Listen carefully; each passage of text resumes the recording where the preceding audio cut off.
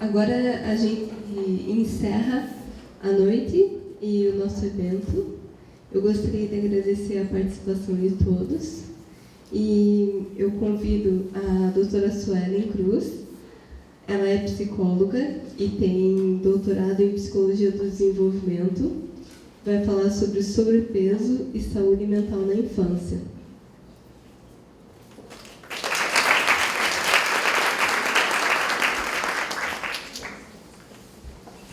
Pessoal, boa noite. Eu vou trazer aqui para vocês, na verdade, um recorte da minha tese, que é sobre problemas de comportamento e excesso de peso em pré-escolares, aqui da corte de 2004. Bom, contextualizando então, o excesso de peso infantil ele é hoje considerado um problema de saúde pública mundial. Tá?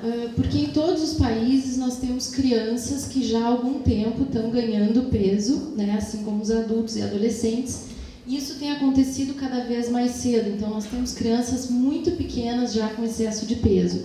A Organização Mundial da Saúde estima que 170 milhões de crianças e jovens estão com excesso de peso no mundo, ou seja, com sobrepeso e obesidade.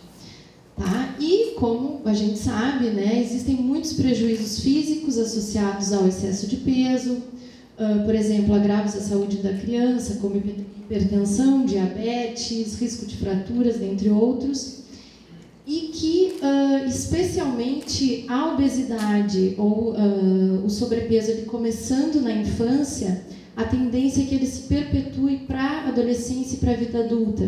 Então, nós teremos adultos com problemas de saúde e que começaram na infância.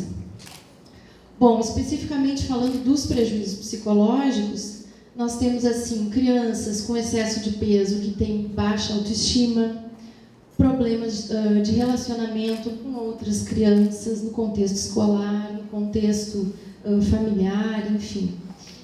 E que apresentam também, em função dessas dificuldades, uma menor qualidade de vida. Então, por aí a gente vê que realmente o excesso de peso ele é bastante prejudicial para as crianças. Bom, sobre os problemas de comportamento, então. Os problemas de comportamento, eles representam bons indicadores da saúde mental na infância.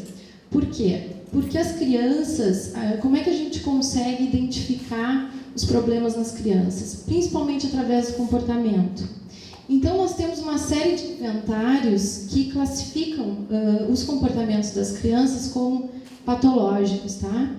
O CBCL, o Child Behavior Checklist 418, que é bem conhecido no mundo inteiro, é o que eu utilizei para esse estudo, então.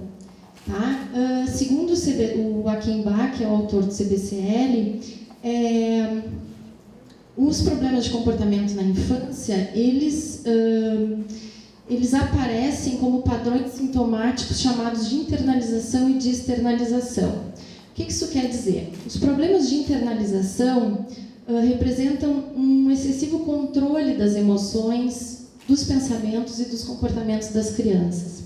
Já os problemas de externalização, eles representam um controle deficitário. Então, nós temos, assim, em termos de sintomas, internalização, crianças retraídas, que apresentam queixas somáticas, dor de barriga, por exemplo, que apresentam ansiedade e depressão. Já crianças, né, com problemas de externalização, são crianças que têm dificuldade em respeitar regras e limites, crianças agressivas, né? E aí tem esses outros problemas que não fazem parte dessas escalas. Bom, aí nós temos assim, a associação entre problemas de comportamento e excesso de peso, ela é bastante estudada, na verdade, tá? Alguns estudos indicam que problemas de internalização são mais comuns entre crianças com sobrepeso e obesidade, outros indicam que são mais comuns os de externalização, e também tem estudos que não acham, né, nenhuma associação. Então, na verdade, embora seja bastante estudado, é algo que ainda é bem controverso na literatura a respeito. Então, essas divergências, elas se dão ou pela metodologia dos estudos, estudos, que é muito variada, amostras com variedade de contextos, idade das crianças, instrumentos utilizados. Algumas amostras são clínicas, é diferente a gente estudar crianças que vão numa clínica de obesidade, por exemplo, de crianças na população em geral. Estou atrapalhada com esse negócio aqui. Bom, então o objetivo, né, do meu trabalho foi investigar a associação entre problemas de comportamento e o excesso de peso em crianças de 4 anos pertencentes a uma corte de nascimentos do sul do Brasil. O que se pretendeu, então, com esse estudo? Embasar estratégias de promoção do desenvolvimento infantil e também de intervenção nesse momento de vida tão propício a mudanças comportamentais, né? A prevenção de agravos, que é a idade pré-escolar, porque é uma idade em que as crianças é mais fácil mudar comportamentos, tá? Se pensar assim, comportamentos psicopatológicos, né? Ou também alimentares, no caso do excesso de peso. Então, os participantes foram 4.799 crianças de 4 anos e suas mães, que são pertencentes à corte de 2004. Aqui eu trago para vocês, então, um pouquinho da amostra, tá? Idade gestacional, peso ao nascer. As crianças eram, em sua maioria, brancas, com nenhum irmão.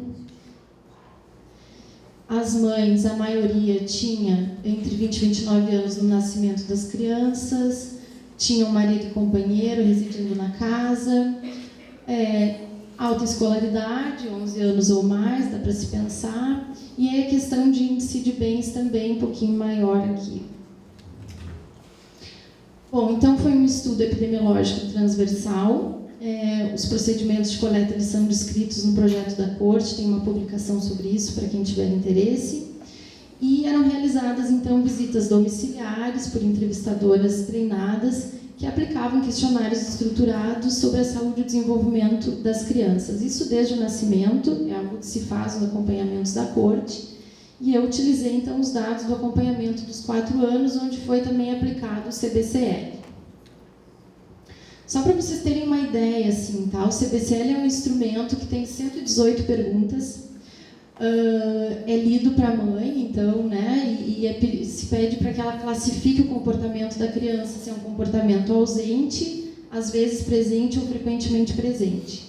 Então, por exemplo, aqui, a criança comporta-se de maneira demasiado infantil para a sua idade, o que a mãe acha, tá? E aí ela classifica.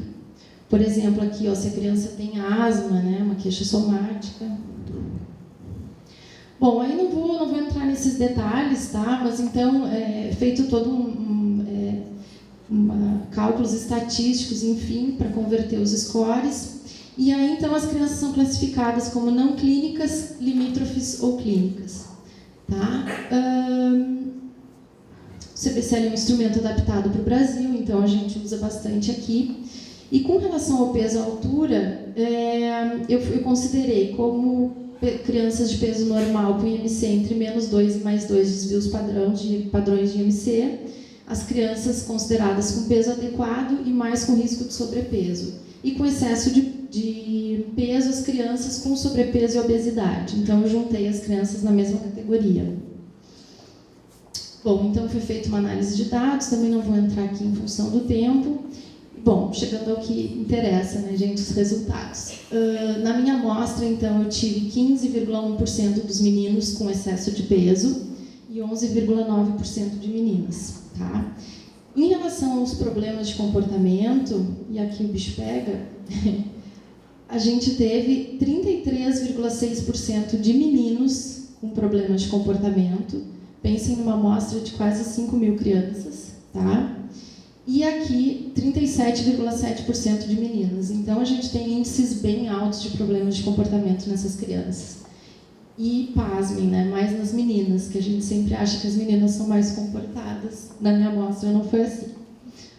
Bom, os problemas de internalização lembram ansiedade, depressão, né?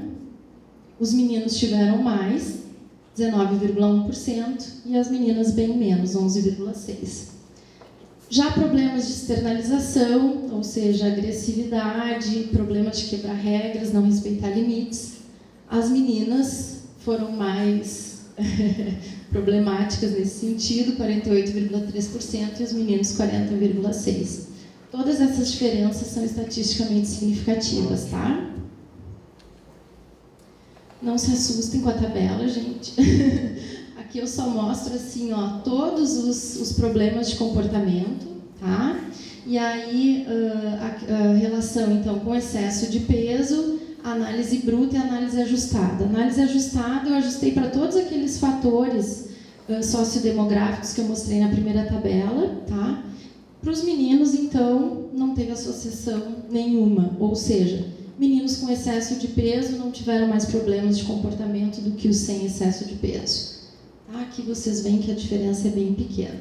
Então, para os meninos não teve associação. Aqui as meninas, a gente pode ver aqui discretamente, tá? Que a ansiedade e depressão teve associada com excesso de peso. 11,7% das meninas tinham problema de comportamento, 12% não tinham, de uma forma geral, tá? Mas com excesso de sintomas de ansiedade e depressão, 3,79%, ou seja, a chance de as meninas terem, com excesso de peso, terem problemas de ansiedade e depressão foi 3,79 vezes maior do que as que não tiveram, tá? Então, isso é bem importante. Pensando nisso, então, tá? Em primeiro lugar, que a alta ocorrência dos problemas de comportamento nesse estudo ela é bastante relevante, né? Se a gente pensar na amostra total, né? Quase 4.000 crianças, e na idade, porque são crianças bem pequenas, crianças de 4 anos. Especificamente em relação à ansiedade e depressão, né? E o excesso de peso em meninas, a gente pode pensar numa série de coisas. Em primeiro lugar, assim, por que essas meninas estão com dificuldade de controlar essas emoções negativas, né? Será que elas estão compensando através da comida, né, que a gente chama de comer emocionalmente? Né? Isso é uma questão. Outra questão bem importante é que problemas psicológicos em função da autoimagem, ou seja, o estigma social de ter sobrepeso, ele já afeta crianças bem pequenas. Crianças maiores, já tem vários estudos que indicam isso, mas com crianças tão pequenas, não.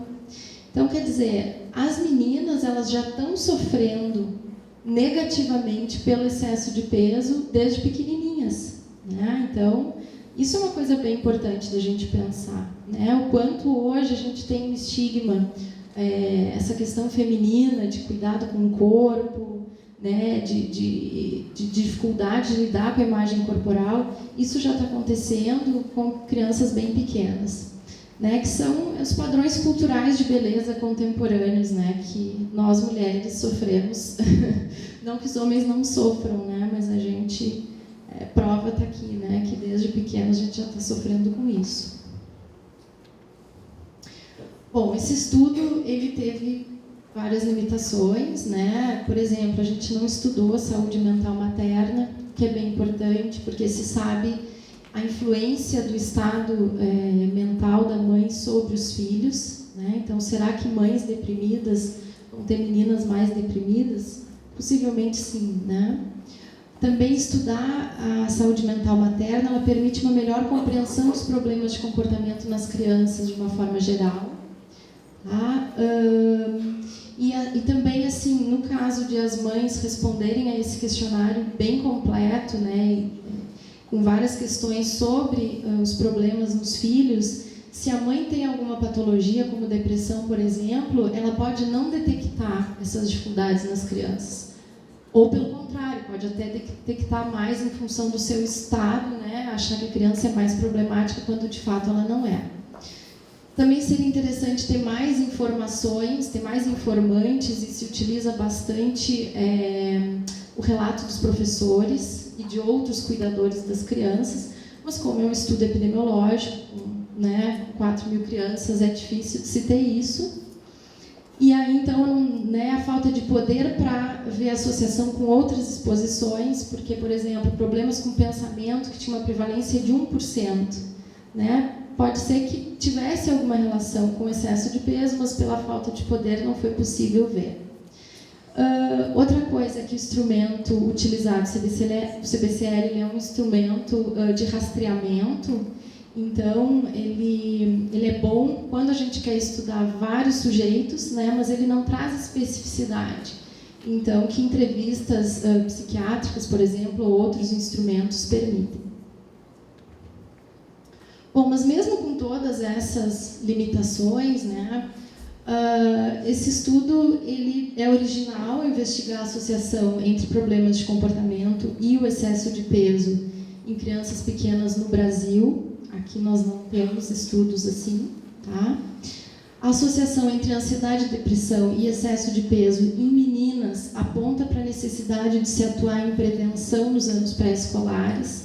Então, o que a gente pensa sobre a prevenção de questões nutricionais, de atividade física, e que de fato são importantes para o controle, para a prevenção do excesso de peso, esse resultado, né, nos faz pensar também da importância de se investir em uma prevenção no sentido de saúde mental das crianças e atuar também numa maior conscientização social sobre as consequências psicológicas negativas do preconceito e estigmatização dos indivíduos com excesso de peso.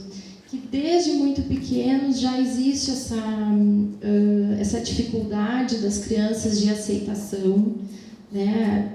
Os altos índices de bullying que a gente tem com crianças com excesso de peso, que começam muito cedo, desde da idade pré-escolar, as crianças estão entrando cada vez mais cedo na escola.